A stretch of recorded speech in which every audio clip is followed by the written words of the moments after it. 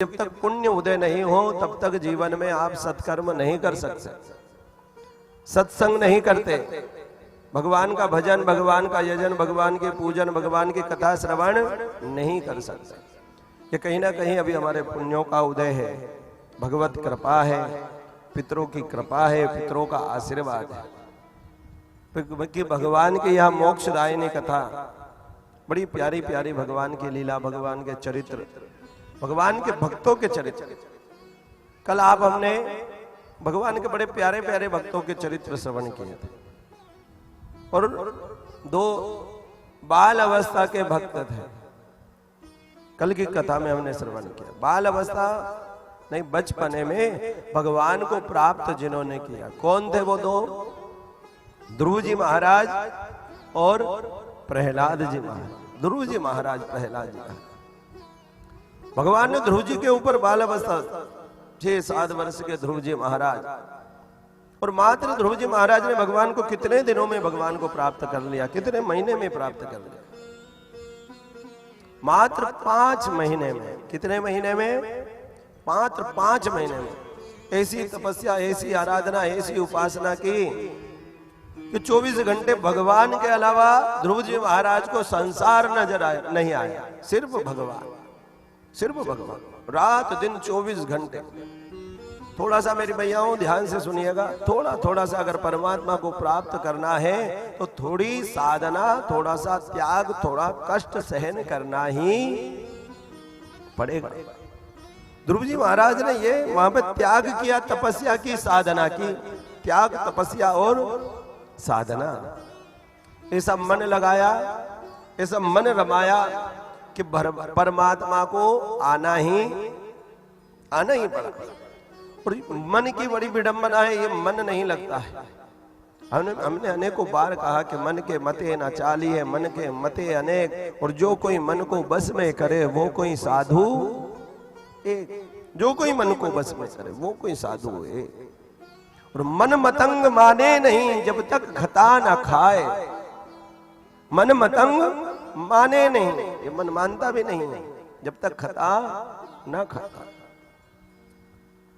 फिर भी ये सत्संग, ये भक्तों की कथाएं, ये हमें दर्शाती है, बताती है। और ध्रुव जी और प्रहलाद जी का ऐसा प्यारा चरित्र है, पावन चरित्र है। इनके चरित्रों को अगर श्रवण किया जाए और जीवन में धारण किया जाए, उतारा जाए, तो ही भगवत प्राप्ति हो जाती है। इनके चरित्र को श्रवण कर, तो भगवान की कृपा ध्रुव जी और प्रहलाद जी के चरित्र में कि भगवान कितने कृपालु हैं। भगवान का नाम कृपालु है, कहते हैं ना, हम बड़े कृपालु हैं। पर अगर वही क्रम अगर हमारे ऊपर आप लागू करें कि भगवान ने हमारे ऊपर कृपा करी या नहीं, और करी तो कितनी बार करी, कैसे करी, और अभी तक हम भगवान की कृपा को आभास कर पाए कि नहीं कर पाए। सबसे पहले तो मेरी मैयाओं, भगवान ने हमारे ऊपर बहुत बड़ी कृपा करी। कैसे? बहुत बड़ी कृपा कैसे करी? कौन सी योनि आपको प्रदान कर दी? मानव देह, मनुष्य योनि। अगर मनुष्य योनि मिल गई, समझ लेना कि आपने भगवान ने आपके ऊपर बहुत बड़ी कृपा कर, बहुत बड़ी। कहीं ना कहीं भगवान आपसे प्रेम करते थे, आपको चाहते थे, अपना बनाना चाहते थे, इसलिए भगवान ने आपको मनुष्य बनाकर मानव योनि देह कर पहुंचाया। भगवान चाहते थे, इसलिए जिनको भगवान ने चाहा उनको मनुष्य बनाया, और जिनको भगवान ने नहीं चाहा वो गधे, घोड़े, खच्चर बने। और भगवान ने जिनको चाहा, नहीं, भगवान ने तो हमें चाह लिया और हमें क्या बना दिया? बोलो तो, मनुष्य बना दिया। और हम, अब बारी किसकी है? बोलो तो, किसकी बारी? अब हमारी बारी है। किसको चाहने की? भगवान को चाहने की। अब हमारी बारी भगवान को चाहने की। पर क्या हम भगवान को चाह रहे हैं? भगवान को चाह रहे हैं, और चाह रहे हैं तो समय दिखा दिखा कर चाह रहे हैं। कैसा?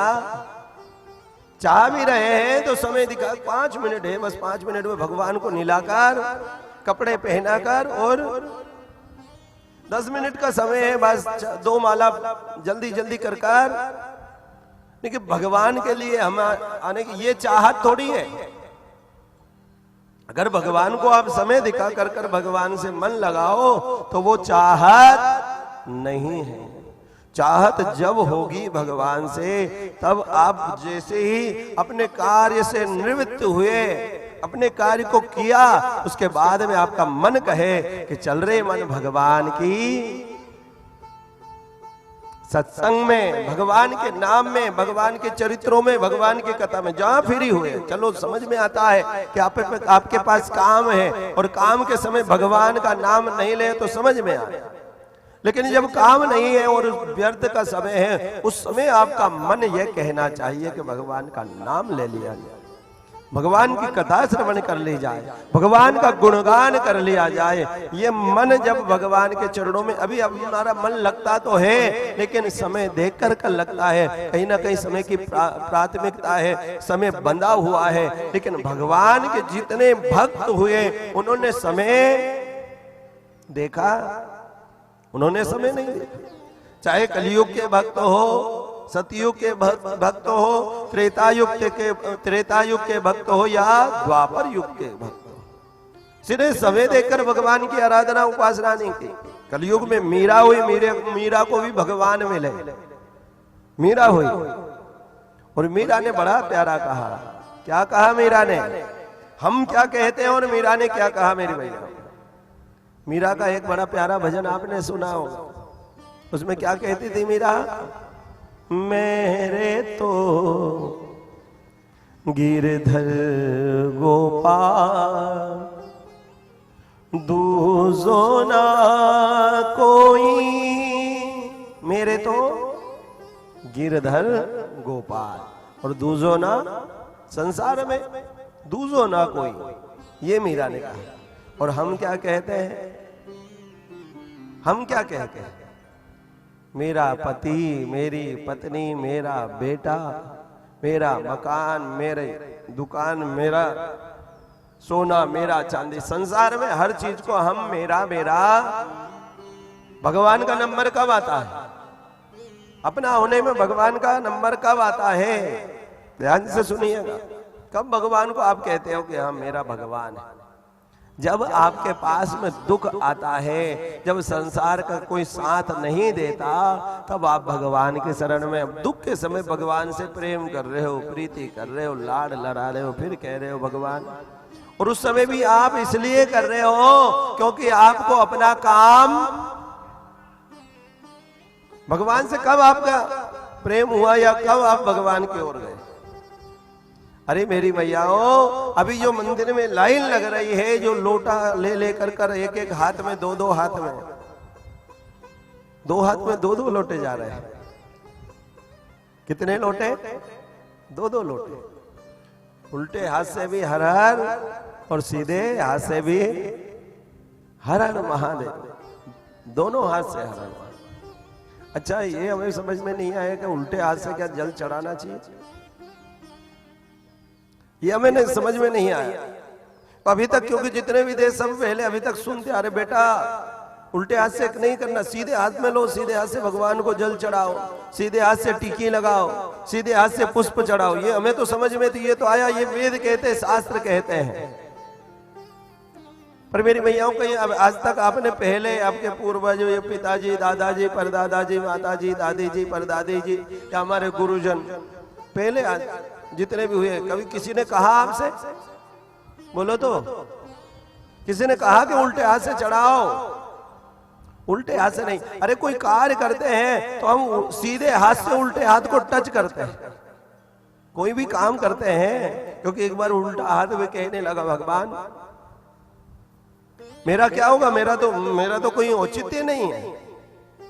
तो भगवान ने कहा कि जिस प्रकार से कोई अच्छा कार्य करे और उस अच्छे कार्य करने वाले से अगर कोई जुड़ जाता है तो वो भी अच्छा हो जाता है, कि तुम्हारे साथ में ये सीधा हाथ अच्छा कार्य करता, तुम इससे जुड़ जाना, बस तुम्हारा भी कल्याण हो जाएगा, तुम्हारा भी उद्धार हो जाएगा।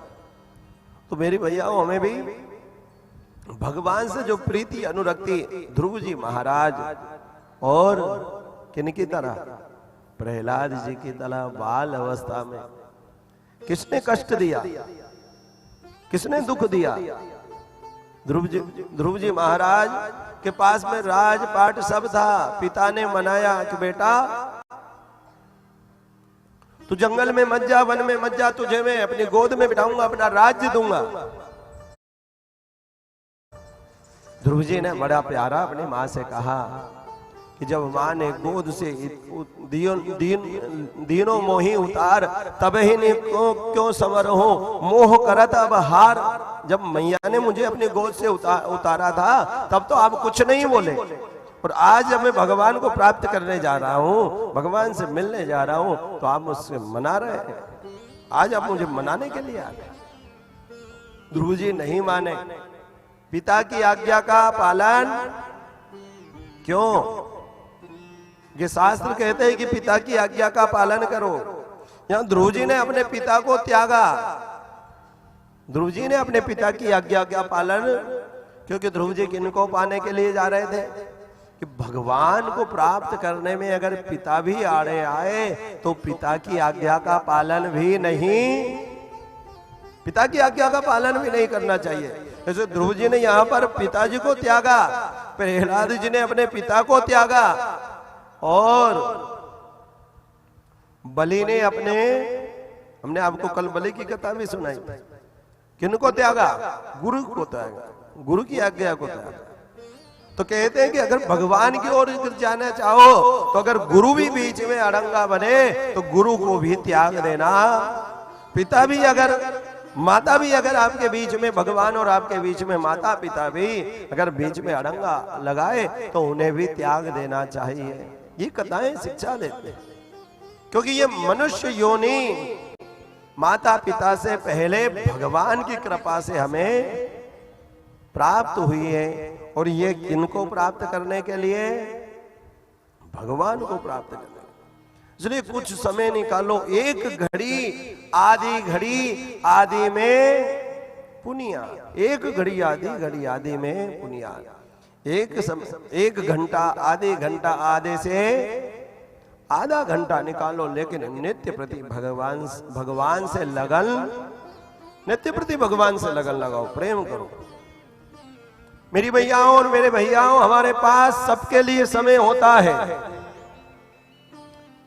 आपके पास भोजन करने के लिए समय है, आपके पास काम करने के लिए समय, बोलो तो है, आपके पास सोने के लिए समय।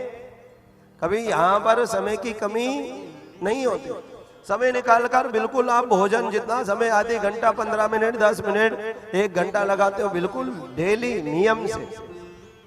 कभी समय चूकता नहीं है कि 11 बजे तो 11 से 12 के बीच में भोजन करना है। ये तो हो गया। काम का भी आपको कि सुबह 7 बजे चाय बनाना है, या झाड़ू लगाना, पोछा लगाना, सब समय बंधा है, फिक्स है। उस समय पर आप अपना काम कर लेते हो। भोजन का समय आपका फिक्स है, उस समय आप भोजन कर लेते हो। सोने का समय आपका फिक्स है कि रात को 11 बजे 12 बजे और सो जाते हो। लेकिन एक समय जिसे फिक्स होना चाहिए वो नहीं है, वो है भगवान के भजन का। समय की कमी कहां पर आती है? बोलो तो। समय की कमी कहां पर आती है? मात्र भगवान के भजन में। अरे आराम करोगे तो चैन मिलेगा, भोजन करोगे तो तृप्ति मिलेगी, काम करोगे तो धन मिलेगा, और भगवान का भजन करोगे तो मुक्ति मिलेगी, मुक्ति मिलेगी। भगवान का भजन करोगे। व्यक्ति आराम का सोचता है, भोजन का सोचता है, लेकिन मुक्ति के बारे में, और जिस लिए ये शरीर भगवान ने हमें दिया है कृपा कर कर, उनने तो कृपा कर दी। अब आप कहो भले से कि भगवान तो दुख देते, दुख नहीं, उन्होंने तुमको सुखी बना दिया ये मनुष्य देह देकर, मनुष्य योनि देकर। और फिर भी अगर ना समझे तो हमसे बड़ा मूर्ख कोई नहीं है। अगर फिर भी हम भगवान की कृपा को, भगवान के प्रेम को, भगवान के अनुराग को ना समझे प्रहलाद जी महाराज को कष्ट किसी और ने नहीं, प्रहलाद जी महाराज के पिताजी ने दिया, हिरण्यकश्यप ने खूब कष्ट दिया। ऐसा कष्ट तो आपको संसार में शायद किसी ने नहीं दिया होगा। हाथियों से कुचलवाया, नागोट से डसवाया, पर्वतों से गिरवाया, गरम गरम तेल में भी डलवाया, लेकिन फिर भी भगवान का नाम प्रहलाद जी ने नहीं छोड़ा, नहीं त्यागा। प्रहलाद जी नाम लेते रहे और भगवान बाल अवस्था में प्रहलाद जी के सामने खंबा फाड़ कर प्रकट हो गए, खंबा फाड़ कर। भगवान प्रहलाद जी के चरित्र में बताते हैं, दर्शाते हैं, दिखाते हैं, कहते हैं जो चौपाई बड़ी है, तुलसीदास जी ने बड़ी प्यारी चौपाई लिखी है, हरि व्यापक सर्वत्र समाना। हरि व्यापक सर्वत्र समाना, हरि सर्वत्र है, हर जगह है। लेकिन भगवान प्रकट कैसे होंगे? कैसे होंगे भगवान प्रकट? प्रेम ते प्रकट होई में जाना। प्रेम ते प्रकट, प्रेम से प्रकट हो। प्रेम कैसा करना पड़ेगा?